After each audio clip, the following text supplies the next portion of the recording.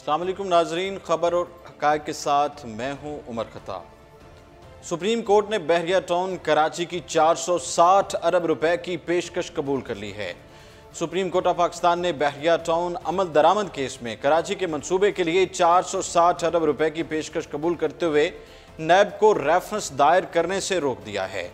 Supreme court of Pakistan में justice अजमत सईद शेख की जेर सरबराही बहरिया टाउन अमल दरामद केस की समाअत हुई, जिसमें बहरिया टाउन कराची का फैसला सुना दिया। गुज़श्ता समाअत पर बहरिया टाउन ने 440 अरब रुपए से बढ़ाकर पेशकश 450 अरब रुपए कर दी थी, जिस पर अदालत ने फैसला महफूज कर लिया था। जुमेरात को अदालत ने महफूज शुदा फैसला सुनाते हुए बहरिया टाउन कराची के लिए 460 अरब रुपए की पेशकश मंजूर कर ली है। इस पर बात करने के लिए अभी हमें ज्वाइन किया है इम्तियाज़ हुसैन वड़ाई साहब, जो कि माहिर कानून और तज्ज़ियाकार हैं। अस्सलाम वालेकुम सर। वालेकुम सलाम सर, कैसे हैं आप? जी बिल्कुल, दुआ अल्लाह का शुक्र।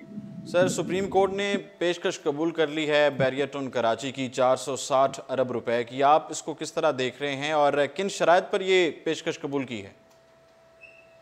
देखिए जी, ये एक तो मैं समझता हूँ वैसे खुश आएंगे। उसकी वजह ये है कि वहाँ पे जो थर्ड पार्टी इंटरेस्ट डेवलप हो चुके थे और बहुत सारे हमारे जो ओवरसीज इन्वेस्टर्स हैं उनकी वहाँ पे इन्वेस्टमेंट थी, और जब ये बहरिया टाउन वहाँ पे डेवलप होना शुरू हुआ तो उस वक्त आप देखें कि जो जितने भी गवर्नमेंट के अदारे थे वो बिल्कुल खामोश बैठे रहे और उन्होंने बिल्कुल इसके ऊपर लोगों को खबरदार नहीं किया, जिसका नतीजा ये हुआ कि बहुत सारे हमारे ओवरसीज पाकिस्तानी ने और लोकल जो हमारे लोग हैं उन्होंने अपनी जिंदगी भर की जमा पूंजी जो थी उसके अंदर इन्वेस्ट कर दी।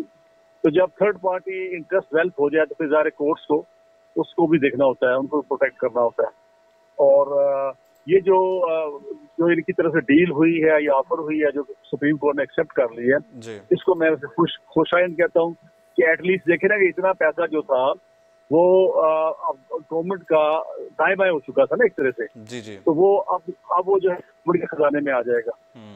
सर, ये पहले 440 अरब रुपए की गई थी पेशकश, उसको बढ़ाकर 450 अरब रुपए कर दिया। अब शराइत क्या रखी गई हैं, कौन सी शराइत हैं जिन पर ये मतलब उन्होंने इसको कबूल कर लिया है? देखिए, उसमें ये किस बार पे करेंगे, वन टाइम पे नहीं करेंगे, ठीक है ना। इनके साथ एक पीरियड तय कर लिया गया है, तो उस पीरियड के अंदर ये मुख्तलिफ फेजेज में ये जो अमाउंट है ये टोटल जमा करवाएंगे। 7 साल में टोटल रकम जमा कराई जाएगी कि 7 साल में जमा करवाएंगे। उसकी रीजन ये है कि यकदम लमसम इतनी रकम वो कह रहा था मालिक रियाज के भी मुमकिन नहीं है कि वो निकाल सके कहीं से। तो ये एक ग्रेजुअली जो है वो पेमेंट होगी, लेकिन पेमेंट हो जाए। तो सर, इसका तरीकाकार क्या होगा? मतलब किस तरह जो लोग हैं जिनके पैसे वहाँ पे इन्वेस्टमेंट जिन्होंने की थी उनको कैसे मिलेंगे, किसके अकाउंट में ये सारी रकम जमा कराई जाएगी?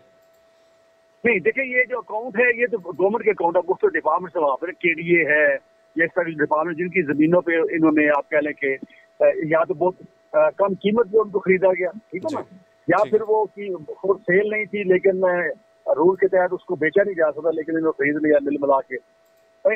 इन तमाम डिपार्टमेंट्स के जो अकाउंट्स है उसमें ये पैसा जाएगा। अच्छा, जो लोग वहाँ पे इन्वेस्टमेंट कर चुके हैं, जिनकी वहाँ पे पैसे लगे हैं, उनको ये फायदा तो उनकी वो जो इन्वेस्टमेंट है वो सेफ हो गई।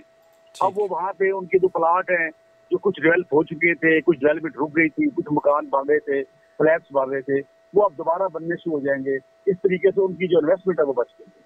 ठीक है, बहुत शुक्रिया। इम्तियाज़ हुसैन वड़ाई साहब तज्ज़ियाकार हमारे साथ मौजूद थे। अदालत ने अपने फैसले में ये कहा कि बहरिया टाउन को रवां साल 27 अगस्त तक 25 अरब रुपए की रकम डाउन पेमेंट की मद में जमा करानी होगी और मजमूई तौर पर 460 अरब रुपए की रकम 7 साल के दौरान अदा की जाएगी।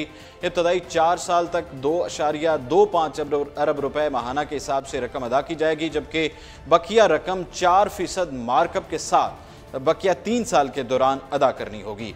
अदालत ने 2 टोक अल्फाज में कहा कि अगर बहरिया टाउन ने किसी भी मौके पर लगातार 2 अक़सात अदा ना की तो उसे डिफ़ाल्टर करार दिया जाएगा। बहरिया टाउन ने अपने पार्क, सिनेमा और दीगर अहम अमलाक को गिरवी रखने पर रजामंदी जाहिर की, जहां वो 99 साल की लीज पर ज़मीन और मकान देगा।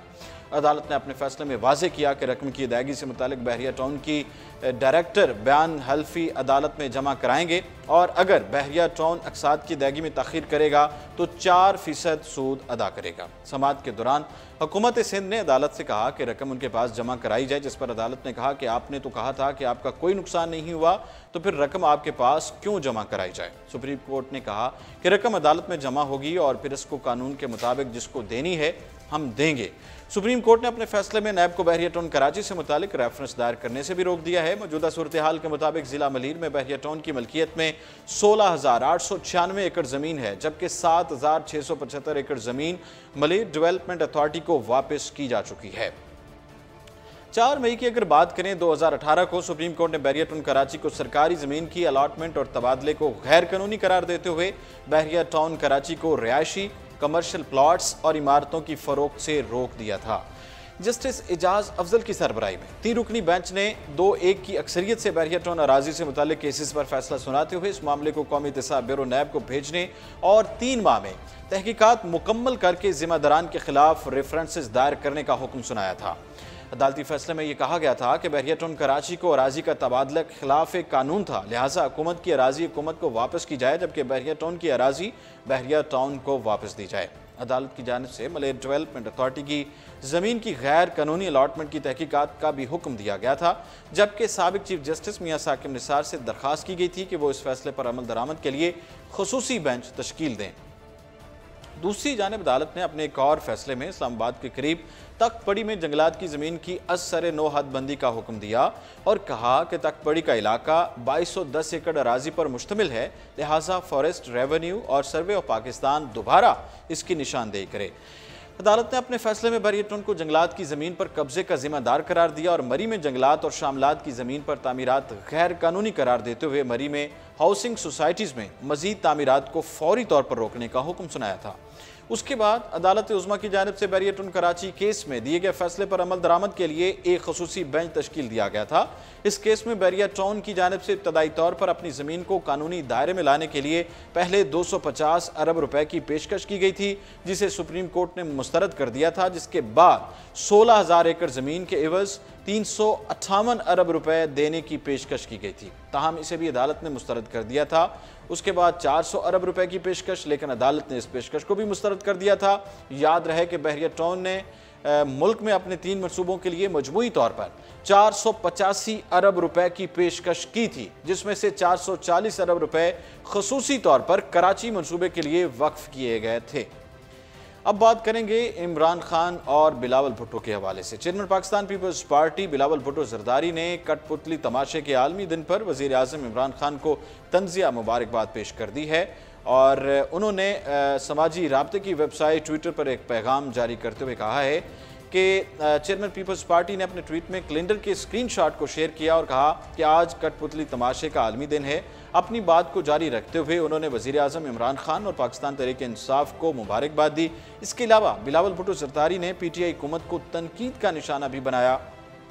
बिलावल भुट्टो जरदारी ने कहा कि अब तक हुकूमत ने माजी में कल अदम तंजीमों से ताल्लुक़ रखने वाले वज़रा को बरतरफ नहीं किया, जबकि दूसरी जानिब पीपल्स पार्टी के जो जमहूरी कारकुन हैं उनको कैद में रखा हुआ है, वो कैद में हैं।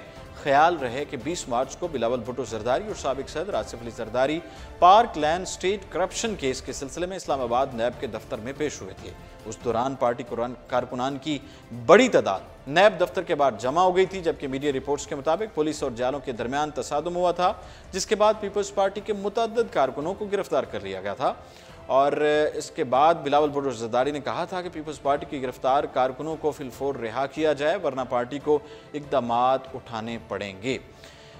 बात करेंगे पाकिस्तान और चीन की दोस्ती के हवाले से। पुलवामा के बाद चीन ने पाकिस्तान का किस तरह साथ दिया। वज़ीर ख़ारजा शाह महमूद कुरैशी ने कहा है कि मकबूजा कश्मीर के इलाके पुलवामा में होने वाले हमले के बाद से चीन ने लाजवाल दोस्ती का एक सबूत पेश कर दिया है। इस्लामाबाद में प्रेस कॉन्फ्रेंस करते हुए वज़ीर ख़ारजा ने अपने हालिया दौरा चीन समेत दीगर अमूर पर बातचीत की।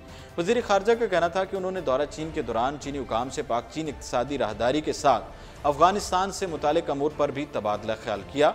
शाह महमूद कुरैशी ने बताया कि ज़राअत के शोबे से जुड़ी मसनूआत चीन को बरामद करेंगे। वज़ीर ख़ारजा ने मज़ीद बताया कि चीन के साथ $1 अरब की इजाफी बरामदात का इम्कान भी पैदा हो गया है। वज़ीर ख़ारजा ने मज़ीद कहा कि मकबूजा कश्मीर के इलाके पुलवामा में होने वाले हमले के बाद भारत की जानिब से पाकिस्तान पर बग़ैर तहकीक इल्ज़ाम आयद किया गया। उन्होंने अपनी बात को जारी रखते हुए कहा कि भारत ने पाकिस्तान को आलमी सतह पर बदनाम करने की कोशिश की, ताहम दुनिया ने भारत के यकतरफा मौक़िफ़ को मानने से इनकार कर दिया। एक मरतबा फिर अज़्म का इज़हार करते हुए कहा कि पाकिस्तान पुलवामा हमले में तहकीकात के लिए तैयार है। भारत की जानिब से मिलने वाले डोजियर का भी जायजा लिया जा रहा है। शाह महमूद कुरैशी ने बताया कि चीन ने एक मरतबा फिर पाक चीन लाजवाल दोस्ती का सबूत दिया है। समझौता एक्सप्रेस दहशतगर्द हमला केस पर भारतीय कोर्ट के फैसले को मायूस कुन करार देते हुए कहा कि भारतीय अदालत ने ऐसे मुजरिम को भी रिहा कर दिया जो अपने जुर्म का इकरार कर चुका है। यह भी कहा था कि भारतीय अदालत के समझौता एक्सप्रेस केस के फैसले ने लोगों को हिला कर रख दिया है। उन्होंने न्यूजीलैंड के शहर क्राइस्ट चर्च में होने वाले हमले की भी शदीद अल्फाज में मजम्मत की और उसे इंसानियत सोज हमला करार दिया। शाह महमूद कुरैशी ने कहा कि क्राइस्ट चर्च हमले के बाद भारत का मुसलमान मुखालिफ चेहरा खुलकर सामने आ गया है। क्राइस्ट चर्च हमले के बाद भारत की जानिब से जो मजम्मत सामने आई उसमें मुसलमानों और मस्जिद का जिक्र नहीं किया गया। मजीद कहना था कि दहशतगर्द हमलों में शहीद होने वाले तमाम अफराद मुसलमान थे, जिनका उन्होंने अपने मुजम्मती बयान में नाम तक नहीं लिया। वज़ीर ख़ारजा ने बताया कि न्यूजीलैंड में होने वाले दहशतगर्दी के वाक़े पर पाकिस्तान ने तुर्की के साथ मिलकर इस्लामी ताउन तंजीम OIC का हंगामी इजलास तलब किया है, जिसमें शिरकत के लिए वो आज तुर्की रवाना होंगे। वज़ीर आज़म मलेशिया के दौरे पाकिस्तान के हवाले से शाह महमूद कुरैशी का कहना था कि महातीर मोहम्मद आज पाकिस्तान आएंगे, जो 23 मार्च को यौम पाकिस्तान की तकरीब में शिरकत भी करेंगे। इस दौरे के दौरान मलेशिया के कुछ सरमायाकार भी पाकिस्तान आ रहे हैं, जिनके साथ मुमकिन तौर पर नए मुआहदे हो सकते हैं। तो नाजरीन, ये था आज का प्रोग्राम और इसके साथ ही उमर खताब को दीजिए इजाज़त और आप देखते रहिए उर्दू पॉइंट।